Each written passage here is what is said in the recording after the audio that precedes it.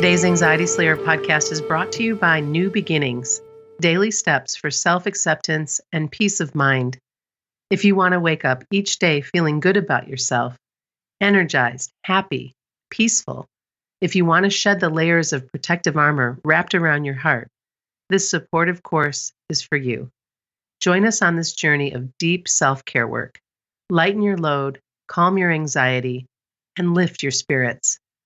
And for a limited time, you can save 30%. Learn more at anxietyslayer.com. Happy New Year, and welcome back to the Anxiety Slayer podcast. I'm Shan Vanderleek, here with my wonderful friend and co-host Ananga Sivyer. We come together weekly from Kent and Leelanau to share Anxiety Slayer sessions with you and answer listener questions from our inbox and Facebook page. Together, we share a powerful collection of techniques to reduce anxiety. Hello, Ananga. Hey, Shan. Happy New Year to you. And to you and all our listeners. It's good to be back together again after a nice break for the holidays to record a brand new podcast and get this year started on the right foot. And one of the best ways we can do that is to cover in depth a couple of supportive anxiety relief practices that will help our listeners feel more calm and relaxed in 2020. Let's begin with one of our favorites, and that is journaling.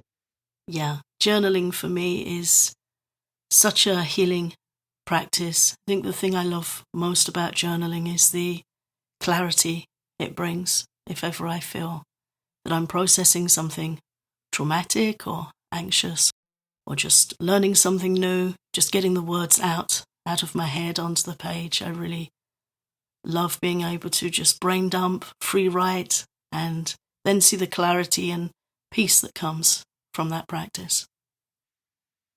There's so much self-compassion when you allow yourself to just let whatever is dancing around in your head land on the page. I think about many difficult experiences that I've had in my past in this lifetime that I've been able to just write about and even inquire about and just let it all go. And there's something that helps you feel so much lighter just through that action. Yeah, it's something that's very easy to sound cliched or lightweight, but I think it's a really essential healing practice. Ayurveda, which we often talk about, India's ancient science of life, talks a lot about self-examining, self-awareness, and being able to respond to what we're going through and processing emotions. Very often we'll have some traumatic event or some big emotional event and it kind of gets stuck in us. Mm-hmm.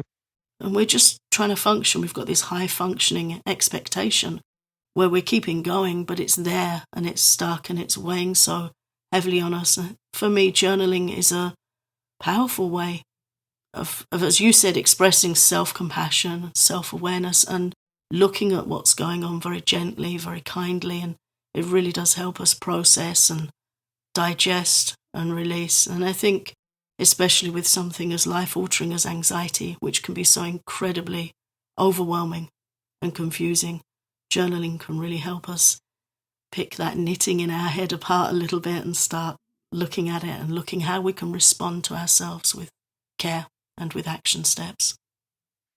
The self-compassion piece is so big when we're suffering, and to be able to have a better understanding of what's going on and to be sweet with ourselves instead of being hard on ourselves. We can look into our own anxiety and say, oh, this makes sense to me. I can see why this is affecting me so strongly. The anxiety voice tends to go to harshness and brittleness and to tell us, I'm broken. What's wrong with me? And it's so uncompassionate, that languaging. It's so brittle and so rigid. When we can turn to ourselves with compassion and question what's going on and look for the sense in it, then the real healing begins. And that healing begins with softening, softening into our experience. And then, of course, once we soften and lean in and look at what's going on for us in that investigative, kind sense, then we can move from understanding to action. And that means just that turning over and looking at what can I do now with this new understanding to support myself? What steps can I take to make this a bit easier for myself? And this can all happen on the page. It can all happen in that journaling process. And it's important to also bring forward that healing is learning. And it's taking baby steps and falling and getting back up again. And anxiety only increases when we think we're broken and that we need to be fixed. And that black and white thinking hurts us even more.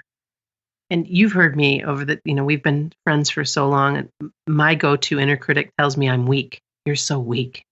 Or get your shit together. Or why are you wallowing in whatever it is you're wallowing in? Now I can even have some humor around it. It makes me smile because I can identify it for a voice that I do not own. That is not my voice. That is not real. That's an antagonist. That's an inner critic that I can say, okay, thanks for looking out for me, but I've got this. I know what I need to do right now. I know what steps I need to take to support myself, to make this a little bit easier on myself. And then you take them, you take action. And I think this year for us, for Anxiety Slayer, is a big, big push toward, okay, we understand. We know that you're suffering. Now it's time to take action. It's time to do something about it because you can, and we're here to help you do that. Yeah, with anxiety, a big part of the healing, which I see happening every day in our group, and I'm so grateful to witness it there, is the camaraderie and understanding that comes from like-minded souls, people who know what you're going through. So often we hear from somebody who's tried to open up to a partner or a friend or a colleague or a boss, and they've taken that courageous step to speak and open up about their anxiety, and they're just met with total non-understanding, right, and non-compassion. So to be with people who get it, who understand the symptoms and the mind games and the looping thoughts, that is wonderful. But it's step one. It's the beginning of the journey. And I'm very eager, as I know you are, Shan, to see our group members and listeners and friends move on to the other steps of, okay, now we have the understanding, we have the support, we have somewhere where it's safe to speak. What's next? Exactly. What's next? Because anxiety, if we're not careful, it can have this phenomenon called bad bonding, where we look for similar experiences and that's it. Yeah. And it doesn't go further. And there's so much further we can go into the realms of relief and overcoming and just living a much more peaceful, calm, rich life where we're not plagued by these daily fears about our health and our mortality and all the other stuff that anxiety throws at us. And right. Yeah, it can get way better than this. So very much looking forward to offering that support this year. And you brought forward bad bonding, and I think it's important that we just share what that is exactly. And it's very simple. It's when you question, does anybody have X, Y, or Z going on? Or has anybody taken X, Y, or Z medicine? That kind of thing, where you're looking for other people to tell you, yes, I've had that, and then share their feedback. Yeah. We want to get way past that, because it might make you feel a little bit more calm, a little bit better for a moment until it leads to the next thing, and then the next and the next. And it's one of the reasons why in our private group on Facebook, we steer clear from the medications question, because every person's different. Every brain is different. Doctors and psychologists, psychiatrists, and the patient. There's so many moving parts that talking about those different medicines really is a bad bonding practice, in my opinion. Yeah. It's always good to know that you have understanding and support. And with anxiety, the first thing we want to know is, am I alone? Right. Am I alone? Am I going crazy? No, you're not alone. And that's important. It's important to have that support. But beyond that, we need to then, it's a step. Yeah. It's like, you're at the front door and you've got your hand on the doorknob, but you're not out the door. So healing for anxiety needs to be not so specifically focused on this symptom, this thing, that thing, the tiny, tiny things that the anxious mind zooms right in on. Right. Like, you put a flea under a microscope, and it's my belief that there are certain things that are small for a reason. No doubt. There's certain kind of deep sea dwellers and things you put them under a microscope, and they're the stuff of nightmares. But that's what our mind does with our symptoms and our experiences of anxiety. It zooms right in and it makes it very, very big and very, very scary. And what the anxious mind does is it looks at the A problem and the B problem, and Yes. you'll find somebody that resonates with B, and then you go to C, and then you find somebody that understands C, and you go to D, and you can do that your whole life. And that's okay because you get an understanding that it's not non-valid, but with anxiety we need to go broader and deeper with healing. Yes. Because the anxious mind will always look at the flea under the microscope, and what we need to look at is what's looking through the microscope. The anxiety experience behind the symptoms and the fear of this and the fear of that, and helping that calm down, then everything changes. And there's so much to be said and done with that.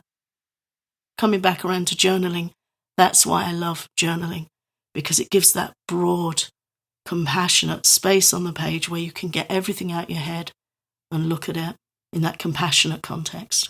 Yes. And then that journaling often can lead to a really powerful EFT tapping session, which is the second anxiety relief practice that we're going to cover today.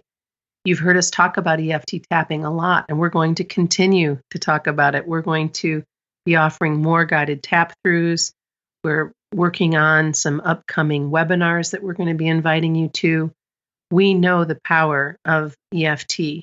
And EFT stands for Emotional Freedom Techniques, if you haven't heard of it before, which is now popularly known as tapping because the technique involves tapping on a sequence of meridian points. And these points have been researched and selected for their effectiveness in helping us calm stress and anxiety, overcoming trauma, and finding freedom from phobias, and also the ability to release unwanted thoughts. So you can see how this journaling and EFT can be a real beautiful 1-2 punch in helping you manage your anxiety. Yeah, it's a beautiful combination, because bringing in the compassion and clarity and then the action. So our EFT combines tapping on these meridian points with the use of language to tune into what we're experiencing and we wish to release. So this is where journaling is really helpful, because people often say, I don't know the words to use. So go to your journal. Go to your journal and underline the points, the words you've expressed that cause you the most concern, the most discomfort. Get those in your tapping statement. Really, this is where learning EFT tapping thoroughly is worth a little effort. It's so easy to learn. Anyone over the age of 5 can do it. My daughter was using EFT tapping when she was 5. She's 22 now. But when she was 5, she'd go up to a friend if they were upset and she'd say, I can help you. Let's do some efforty. And she knew all the points and she was helping people there. It was really cute to see. But mastering EFT and getting to know it well, that takes a little longer and a little more experience in years, and the help of someone experienced, because it really is one of those things that anyone can learn it in 5 minutes, but to learn it well takes a little longer, and it's worth that investment.